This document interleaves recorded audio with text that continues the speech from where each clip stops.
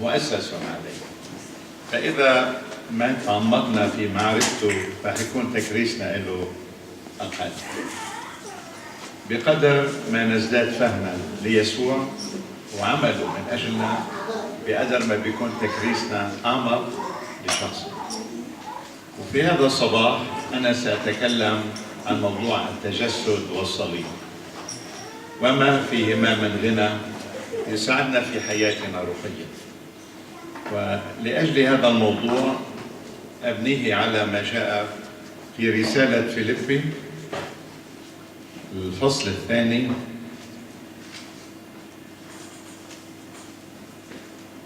عدد 8 أو 7 عدد 5.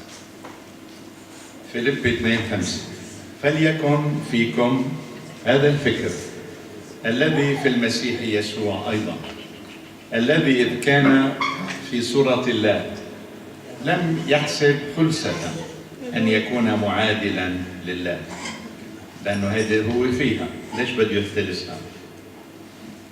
لكنه أخلى نفسه آخذا صورة عبد صائرا في شبه الناس، وإذ وجد في الهيئة كإنسان وضع نفسه وأطاع حتى الموت، موت الصليب. لذلك رفعه الله أيضا وأعطاه اسما فوق كل اسم، لكي تجثو باسم يسوع كل ركبة ممن في السماء ومن على الأرض ومن تحت الأرض، ويعترف كل لسان أن يسوع المسيح هو رب لمجد الله الآب. آمين. وأيضا من الرسالة إلى العبرانيين أيضا الفصل الثاني العدد 14 من عبرانيين 2:14 فإذ قد تشارك الأولاد في اللحم والدم اشترك هو أيضا كذلك فيهما، لكي يبيد بالموت ذاك الذي له سلطان الموت أي إبليس، ويحرر ويعطب أولئك الذين خوفا من الموت كانوا جميعا كل حياتهم تحت العبودية، لأنه حقا ليس يمسك لينجد الملائكة، بل يمسك لينجد نسل إبراهيم. من ثم كان ينبغي أن يشبه إخوته في كل شيء.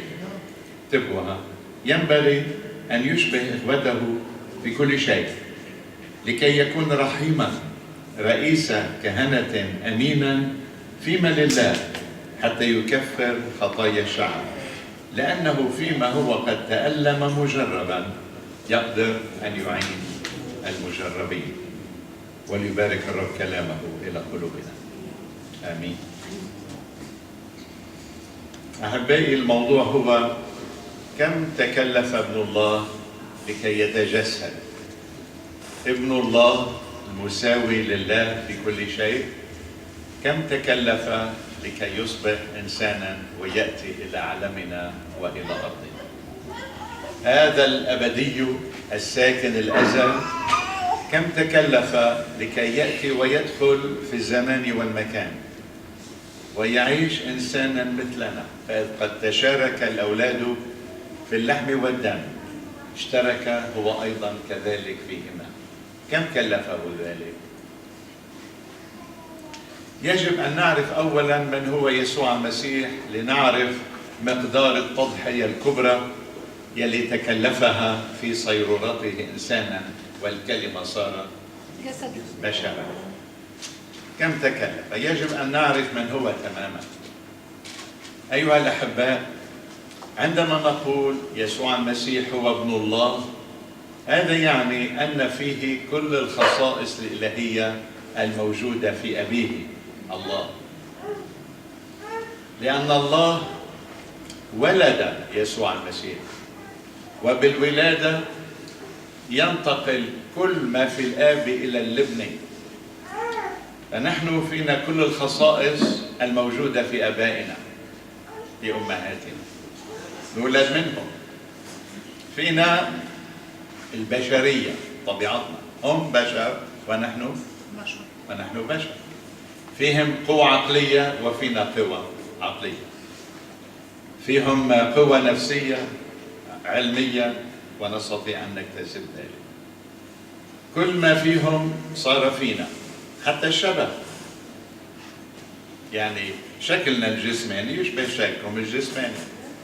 عندنا ايدين، عندنا اجرين مثلهم، عندنا عينين، ومرات بنجي بنشبههم كمان، ينتقل الشبه الينا. هذا التشبيه لكي اقول ان عندما نقول ان يسوع المسيح هو ابن الله، نحن لا نقلل عن القول انه هو الله في طبيعته الالهيه. من اجل ذلك، لأن يسوع المسيح مولود من الآب قبل كل الدهور، هذا نص كتابي في يوحنا الأولى 5:18، يجب أن ننتبه إلى هذه الناحية، أن هذا الابن يطلق عليه كل الألقاب التي تطلق على الله ما عدا الآب والابن. فمثلا الآب موجود في كل مكان، والابن آمين جيد. الآب عالم بكل شيء، والابن عالم بكل شيء. الآب قادر على كل شيء، والابن قادر على كل شيء. الآب قدوس، والابن قدوس. الآب هو الأول والآخر، اقرأوا أشعياء. والابن أنا الأول والآخر، البداية والنهاية. فيسوع المسيح فيك تعطيه كل الألقاب الإلهية التي تطلق على الآب، لأنه هو الابن. أراد اليهود أن يقتلوه، هذه بيوحنا 5، ليس لأنه كسر السبت فقط، بل لأنه قال أن الله أبوه مساويا نفسه بالله. فالذي يقول الله أبي يساوي نفسه بأبيه. نحن البشر ماذا نلد؟ نلد بشرا. واللاهوت عندما يلد ماذا؟ يلد لاهوتا. فعندما نقول ابن الله، هذا يعني أنه تماما صورة الله غير المنظور. هنا في فيليبي يقول الذي وهو الكائن دائما في صورة الله، مساو له تماما. لم يحسب خلسة أن يكون مساويا لله، لأنه هو مساو له، ليش بده يختلسها؟ لكنه لم يتمسك بها، بل تواضع، أخلى نفسه آخذا صورة عبد. فأنا أريدكم أن تعرفوا أن الذي جاء وصار إنسانا هو ابن الله الكامن فيه، الموجود فيه كل الطبيعة الإلهية الموجودة في الآب وهي موجودة في الابن، وهذا الابن هو الذي تجسد وجاء إليه. أنتوا بتقولوا أمين؟ أوكي. عم بذكركم من الضروري أن نعرف ذلك. مرات بيجوا بيقولوا لنا نوع من الفخ، يسوع هو الله؟ نقول له نعم. طيب لمن كان عم بيموت على الصليب، مين كان عم بيدير شؤون الكون؟ انتبهوا، لمن نحن قلنا نعم كان لازم ننتبه. هل يسوع المسيح هو الله؟ نعم. انتبهوا، يسوع المسيح هو الله من جهة جوهره، لكنه ليس الآب. صح؟ في الآب، في الابن، في الروح القدس. عندما نقول يسوع هو الله نريد أن نقول أنه مساو للآب في جوهره، مولود غير مخلوق، مساوي الآب بالجوهر، هو والآب جوهر واحد. أمين؟ أريد أن أؤكد أولا لكم من هو يسوع لكي تقدروا كم تواضع لكي يتجسد. أنا هنا في هذه المرحلة. فانتبهوا، إذا واحد قال لنا يسوع هو الله، بنقول له نعم هو الله من جهة جوهره، هو والآب من جوهر واحد، لكنه في الأقنومية متميزان، هناك آب وهناك ابن. إله واحد في 3 أقانيم. درس صعب اليوم؟ أنتم معايا؟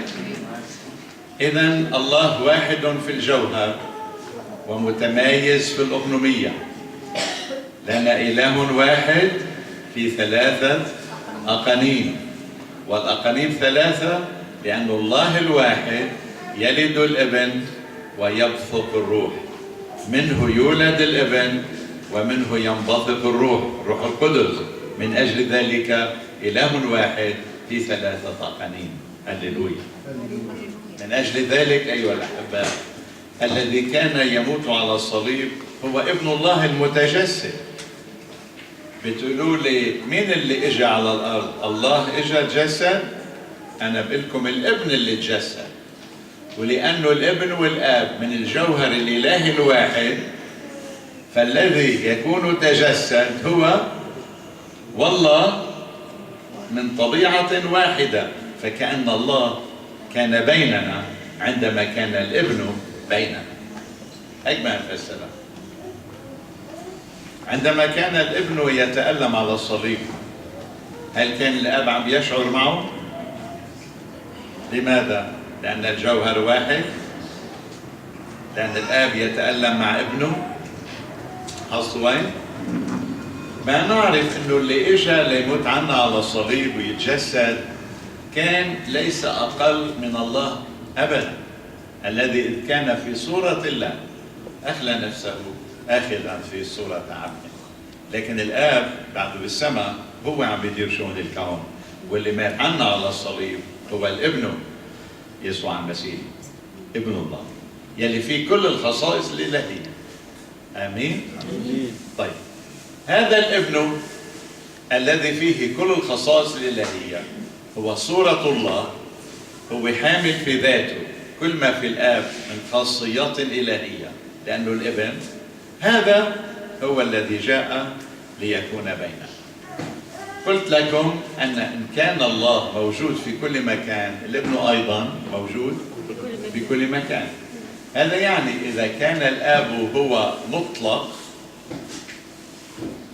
موجود في كل الكون، الابن هو أيضا مطلق، مش بس موجود في كل الكون، الكون فيه، يعني هو أوسع جدا من الكون، يسع الأكوان كل فيه، فهو المطلق، يعني ما له حدود، ما فيك تحده لا يمينا وشمالا لا أعلى، مطلق.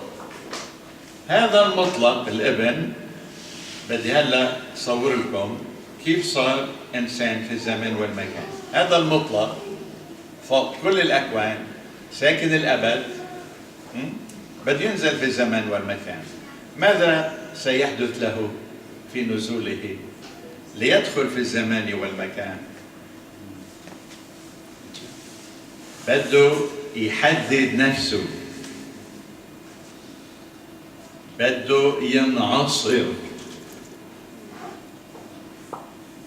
اعطوني كلمة ثالثة. بده يحدد نفسه، بده يضغط نفسه، بده يفوت في شيء أقل بكثير من إطلاقيته. هو إطلاقيته كونية، هلا بده يدخل في الزمان والمكان. كيف بده يدخل في الزمان والمكان؟ لاحظوا كلمة أخلى نفسه. شو يعني أخلى نفسه؟ أنت تخلي البيت من الأثاث، تشيلهم. هو أخلى نفسه. من ماذا أخلى نفسه؟ لحد هلا ما بنعرف قديش ما ندخل في هذه الأعماق لاهوتية. أخلى نفسه. أخلى نفسه من مجده. لاحظتوا مجده؟ ليش فينا نحكي عن المجد؟ لأنه بصلاته أمام تلاميذه بيوحنا 17 بيقول: أيها الآب مجدني عند ذاتك بالمجد الذي كان لي عندك قبل كون العالم. شو بيكون خسر لما نزل؟ خسر مجد. هذا الذي من وجهه هربت الأرض والسماء بصق في وجهه، خسر مجدا. عندما رآه يوحنا بعد القيامة في المجد سقط عند رجليه كميت. هذا الذي عندما رآه أشعيا صرخ ويل لي هلكت أنا إنسان نجس. هذا هو بذاته الذي عندما صار بشرا بسطوا في وجهه. لقد تنازل عن مجده، أخلى ذاته. شو كمان خسر بنزوله وتجسده؟ عم نقول حدد نفسه، عصر حاله، انضغط هو ابن الله، يعني مش إنسان صار انضغط. ابن الله انضغط ليصير إنسان. فالابن اللي انضغط مش البشري مضغوط خلع. مين اللي انضغط؟ الابن. هل تخلى عن علمه المطلق؟ شو قولكم؟ أنا ما بتجاوز الكتاب. هل تخلى عن علمه المطلق؟ فمثلا عندما قال أما مجيئي في تلك الساعة لا يعلمها لا الملائكة ولا الابن إلا الآن. شو صار هون؟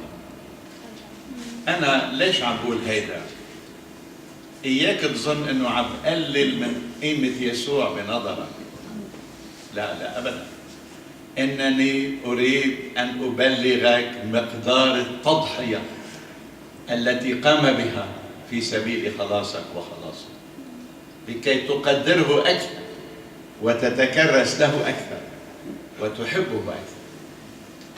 إذا أنت بتظن أنه يسوع المسيح ابن الله عندما جاء وتجسد إجا يعمل السياحة على الأرض، توريزم، جاي يعمل تورست، يتفرج وهيك ويتنزه، غير فكرة، مو المعروف، غير فكرة. فإذ قد تشارك الأولاد في اللحم والدم اشترك هو كذلك فيهما، لأنه فيما هو قد تألم مجربا يقدر أن يعين المجربين. شو يعني بده يتجرب؟ شو يعني بده يتجرب؟ مجرب في كل شيء مثلنا. انتبهوا، يسوع خسر شيء لمن اجا متجسدا. اذا بتقلي لا بقي مثل ما هو، بقول لك انتبه، فكر بجد، لانه التجسد ما بيكون تضحيه اذا ما كان فيه خساره. لقد ضحى بشيء من اجلنا، مش بس حياته الارضيه عندما مات على الصليب، لقد ضحى باطلاقيته، بمجده، بعلمه، بقدرته الكامله. كان دائما يطلب من الآب، والآب كان دائما حوله، لأنه هو الآب واحد. لكن انتبهوا، خلال وجوده على الأرض الرب يسوع المسيح كان محدودا، كان مضغوطا، عسر عسرا لكي يدخل في عالمنا ويكون مثلنا ويعيش حالتنا وظروفنا، ويدمع مثل ما ندمع، ويبكي كما نبكي، ويجوع كما نجوع، ويعطش كما نعطش، ويسهر كما نسهر، ويموت كما نموت. كان هناك تضحية كبرى، من أجل ذلك تجسد، صار بشرا من أجله. هل نقدر ذلك؟ نعم، لقد خسر وضحى من أجلنا. هل تعرف من هو؟ هو ملك الملوك ورب الأرباب، هو رب المجد، أين ولد؟ في مزود. أين قصور الملوك ترحب به؟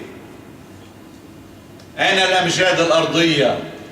ماشي في مزود بين الحيوانات، أي مكان اللي بياكلوا فيه على التبن، هناك ولد. في قسم من المنزل حيث يربطون الحيوانات، لأنه في القسم الأعلى يبيت الناس وينامون، ودايما هيك بيستعملوا وجود الحيوانات معهم للتدفئة، تدفئة البيت. كان البيت بيت واحد مقسوم، قسم أعلى بيناموا فيه بيقعدوا، قسم أدنى بيربطوا فيه الحيوانات تحت. هناك ولد من أجلك، من أجلك. هل نقدر ذلك؟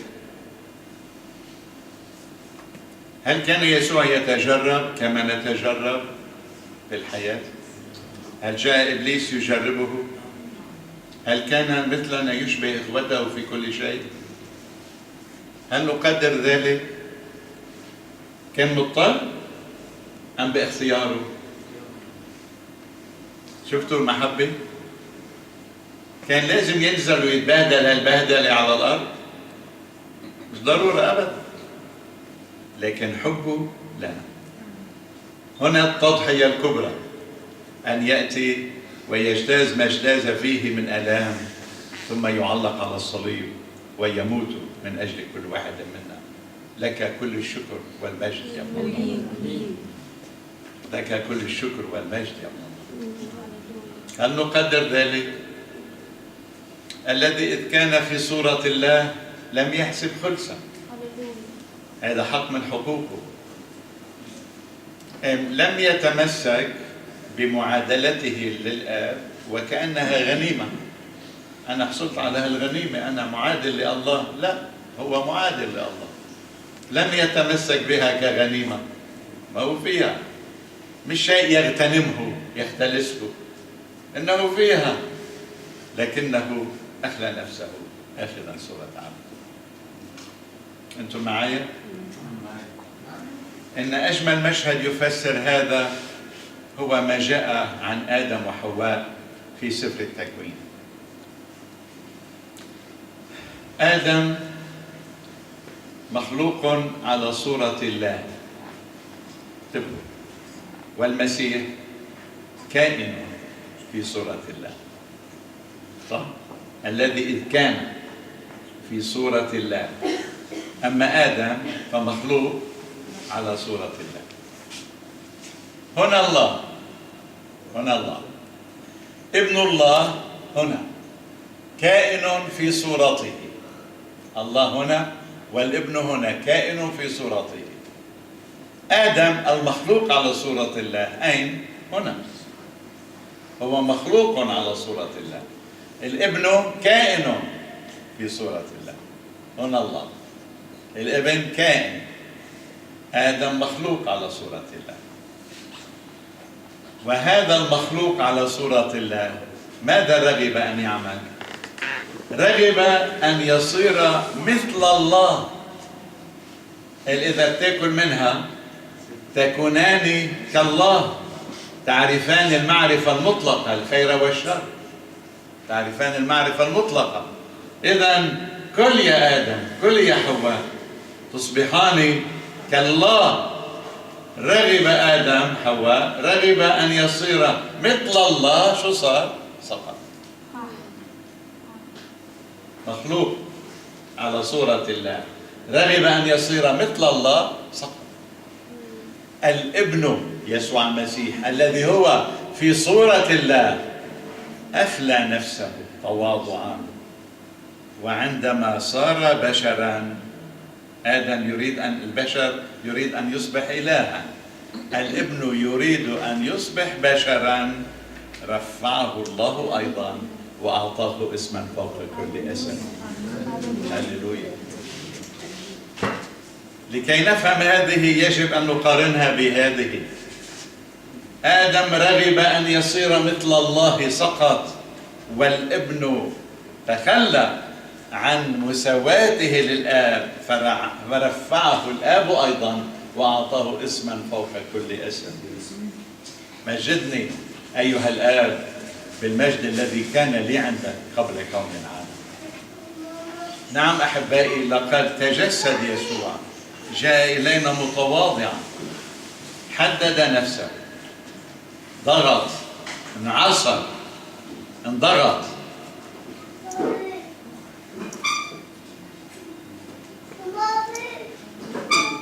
من أجلنا. تقدروا هيدا؟ بتقدروا هالانضغاط؟ عم بألف؟ عم بخترع اليهود؟ اسمعوا ماذا يقول في رسالة أفسس الإصحاح 4: الذي نزل إلى أقسام الأرض السفلى، قام، ارتفع، صعد، شوفوا، لكي يملأ السماوات. شو معنى هذا الكلام؟ يعني قبل ما يقوم ويصعد ويملأ السماوات شو كان؟ كان هنا محدد حاله، مضغوط. فعندما قام وصعد قال عاد لكي يملأ السماوات. إذن في نزوله إلينا شو صار فيه؟ ضغط عن أن يملأ السماوات، حدد نفسه. وهنا أريد أن أواجهكم بهذه الحقيقة. هل تقدرون ما عمل يسوع فعلا من أجل خلاصنا؟ صرنا نفهمها أكثر هلا؟ صرنا نقدر تضحيته الكبرى؟ صرنا نقدر تضحيته الكبرى؟ ما كان مضطر أبدا، لكن هكذا أحب الله العالم. والابن، شايف؟ ونحن أعداء مات المسيح من أجله. هذا حبه، ليس لأحد حب أعظم من هذا، أن يضع الإنسان نفسه لأجل أحبائه. هذا الحب الذي دفعه أن يضحي بهذه كلها لكي يخلصنا. وهذا الذي خلال تجسده عانى ما عانى، وحدد ذاته ما حدد، وخسر ما خسر، وأخلى نفسه أي إخلاء، عاد لكي يملأ الكل. وكل شيء الآن تحت سيادته، هو عن يمين الآب، ودفع إلي كل سلطان في السماء وعلى الأرض. لكن كان لابد أن يمر بهذه لكي يستطيع أن يدخل في عالمنا ويموت على الصليب من أجلنا كفارة عن خطايانا، ثم يقوم ويصعد ويملأ الكون. له المجد إلى أبد الآبدين. آمين. وهذا اليسوع يعرف كيف يكسرنا نحن المتكبرين. أنا أول ما آمنت بالنسبة لي يسوع فوق، هو ابن الله، فوق فوق فوق. فكنت دائما أفكر فيه إنه هيك فوق. بعدين أدرس أكثر صرت أعرف على إنه لا، نزل الجسد. صرت أطلع عليه هيك، صرت أحبه أكثر لأنه صار مثلي. كان فوق هيك بالبرج العالي، كنت أقول الله بحس معنا، الله بيشعر معنا. لا، بعدين عرفت إنه لا، صار جسد، صرت أطلع عليه هيك، صرت أحبه أكثر لأنه صار مثلي هيك على مستوي. بعد شوي صرت أدرس عنه أكثر، صرت أعرف إنه نزل إلى أقسام الأرض السفلى، مات ودفن. وهلا أنا معقول يخليه فوقي؟ لا عفوا، معقول خليه تحتي؟ يعني إذا هو عم ينزل شو لازم أنا أعمل كمان؟ لازم أنزل. شايف؟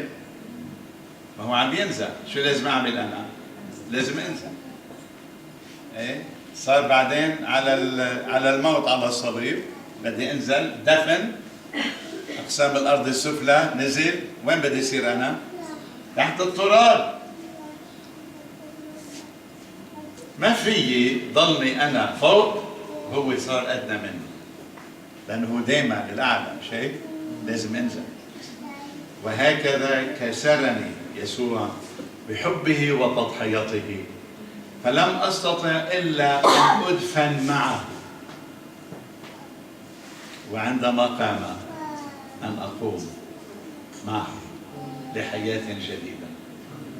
وهذا الذي دفن غسان أخوكم مات قبل 50 سنة عندما قبل يسوع مخلصا، والذي يعيش في الآن هو يسوع. فيكم من يعيش يسوع مع المسيح صلبت فأحيا لا أنا بل المسيح يحيا فيا. واحسبوا أنفسكم أموات عن الخطية أحياء في المسيح يسوع ربنا. بدنا دائما نكون أموات. فيسوع بتجسده هذا وتنزله ووصوله إلى الدفن ومنطقة اللي اسمها أقسام الأرض السفلى، بديش أدخل معكم هلا بموضوع طويل عريض، لكن بدي أقول لكم إذا ما نزلنا مثله تحت التراب لن نقوم مؤمنين أقوياء، هو يحيا فينا. ستبقى الأنا مش رقبة هيك مرتفعة لأنف عالي إلى أن ننكسر مثل ما انكسر وندخل في التراب كما دخل، وكما قام نقوم معه إنسانا جديدا. وهذه بركة الإيمان المسيحي. كل شيء فينا مرتبط بشخصه المبارك. إذا فهمنا هذا لن نعيش كما قبل، سنعيش حياة مباركة. يسوع فينا نعيش البركة لأننا نفهم الآن مقدار التضحية الكبرى التي عملها من أجلنا.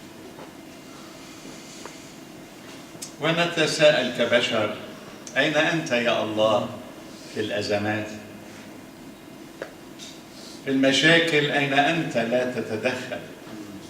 في الاضطرابات السياسية والحربية في بلداننا أين أنت؟ عشنا في لبنان 17 سنة حرب أهلية ودورات متتالية من العنف لمدة 17 سنة، من 75 إلى 91. كل هذه الأوقات نحن كمؤمنين نعرف الرب يسوع كنا نعيش في تلك الظروف الصعبة اللي كان فيها الموت أصبح صديقا بسبب كثرته حولنا. كنا نعيش في المقابر. نحن بهذا الجو كنا نسأل: يا رب متى تنتهي هذه الحرب؟ يا رب متى تنتهي هذه الآلام؟ متى تنتهي هذه الجثث، مشاهد الجثث؟ متى يكف سفك الدم؟ والآن نعيشها من جديد في منطقة. ونتساءل: أين أنت؟ ألا تتدخل؟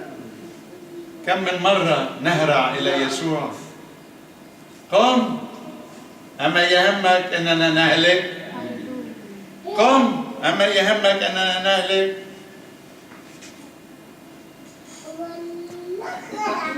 سيدة بعمر 35 زوجها بال40، عندهم 3-4 أولاد.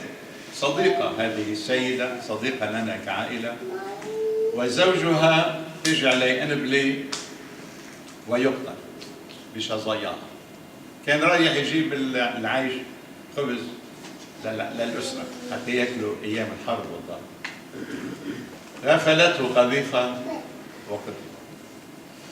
وبعد يوم يومين هديت لحالي، وأنا وزوجتي رحنا حتى نعزي هذه الأرملة. أنا أحمل الكتاب في يدي، زوجتي إلى جانبي، وبندخل إلى الصالة، القاعة اللي فيها عاملين التعزية، بعد التعزية بعد الجنازة، بعد التعزية.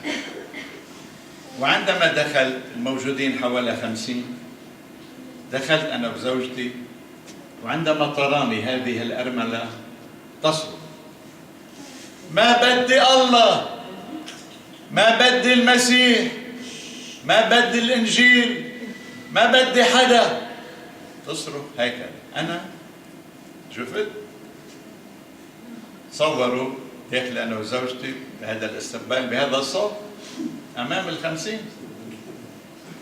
قبضت بكل هيك، جيت هدوء وجلست مع الجالسين. طبعا هي سكتت حرام متألمة محزونة، وأنا جلست بين الجالسين. وحاول دشبق بقى واحد في العزاء، نصف ساعة بدنا ننصرف. قلت في نفسي لا يمكن أن أنصرف هكذا، لابد أن أبرر إلهي أمام الحاضرين، لابد أن أبرر إلهي. فوقفت حاملا كتابي في وسط الموجودين وخاطبت تلك السيدة، قلت لها يا أختي، كان معك كل الحق تقولي وينك يا الله، معك كل الحق تقولي وينك يا مسيح، معك كل الحق تقولي ليش ما بتهتم فينا، ليش ما تزوجي. كان معك كل الحق تقولي هذا الكلام، لولا أن المسيح تجسد ومات من أجلنا. لو كان المسيح، هكذا أكملت حديثي، لو كان المسيح بيتفرج علينا في برج العاجي يرانا نتألم ولا يبالي بنا، كان لنا حق نقول وينك؟ أنت عايش في مجد، نحن اللي عم نتألم، وينك؟ ولكن عندما تجسد المسيح، عندما جاء الله إلينا فيه ومات على الصليب، ما عاد حق إلنا نقول وينك يا الله.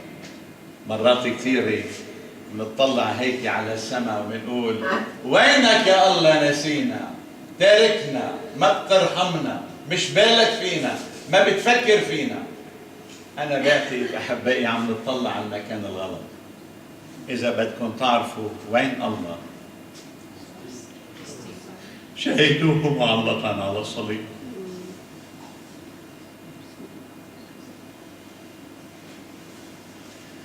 عندما نراه مصلوبا من أجلنا نصمت عن التذمر، نعرف أن الذي عانى مثلنا في الأرض ومات كما نموت معلقا على الصليب آلة إعدام، بعد هذا لا يمكننا أن نتذمر على الله، ولا يمكننا أن نتهمه بالقول أنت في المجد، أنت في البرج العاجي. لقد تجسد وجاء إلينا، من أجل ذلك لا يستطيع أحد أن يهزم المسيحي مهما كانت الآلام مرة، لأنه دائما ينظر إلى الصليب، ناظرين إلى رئيس الإيمان ومكمله يسوع، الذي من أجل السرور الموضوع أمامه احتمل الصليب. فكافحوا أنتم وتمثلوا بالذي احتمل آلاما مثل هذه لئلا تكلوا وتفوروا في نفوسكم. فبدل التذمر وينك يا الله، ما بتهتم فينا، أو صعوبتي مش قادر أتجاوزها، فكر بمن مات من أجلك على الصليب، يهون مصابك، تهون مشكلتك. ويسوع جاء لكي أؤكد لنا أنه جاء لكي يعيش مثلنا في كل شيء، يشبهنا في كل شيء. وعندما تتحسن هذه الصورة في دماغنا عن إلهنا وكيف أنه جاء وعانى معنا في سبيل خلاصنا، ننحني أمامه إجلالا واحتراما ونقول له شكرا إلهي، شكرا إلهي، شكرا إلهي. أيها الأحباء، إن الذي تجسد مات على الصليب مصلوبا من أجلنا، وقد عانى معنا في سبيل خلاصنا، وبعد هذا لا كلام لنا. التحدي هنا إن كنتم قد فهمتم مقدار التضحية الكبرى التي عملها يسوع من أجل خلاصنا، وكيف أخلى نفسه وحدد ذاته وتألم كل هذه الآلام، لا يمكننا إلا أن نقول له يا رب، نحن نقدر قيمة تجسدك وما عملت من أجلنا، ونخلص لك الولاء والحب ونحيا لك كل عمرنا مهما كانت ظروف حياتنا. آمين. هذا تكريسنا أحبائي للرب يسوع المسيح مخلصنا وفادينا. نقف للصلاة.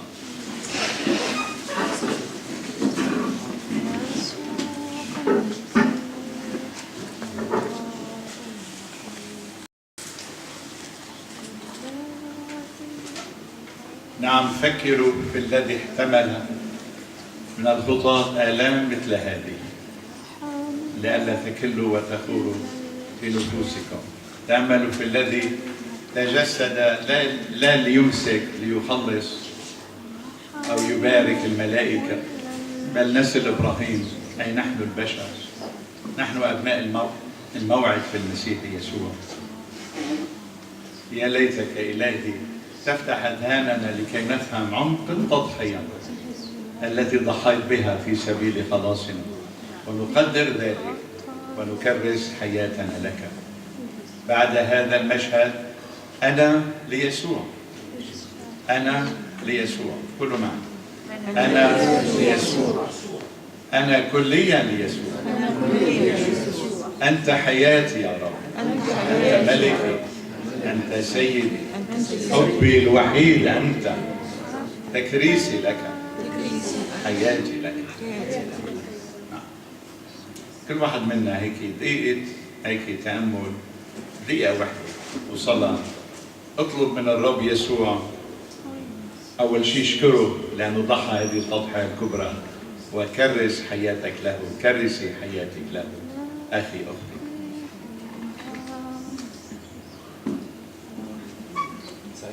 بكم تمتموا صلواتكم تمتمة، كل واحد يعني ما تصلي بفكرة، تمتم صلاتك تمتمة أينما كنت الآن، أينما كنت الآن. ابدأوا بالتمتمة، تمتموا صلواتكم. أمين. أمين.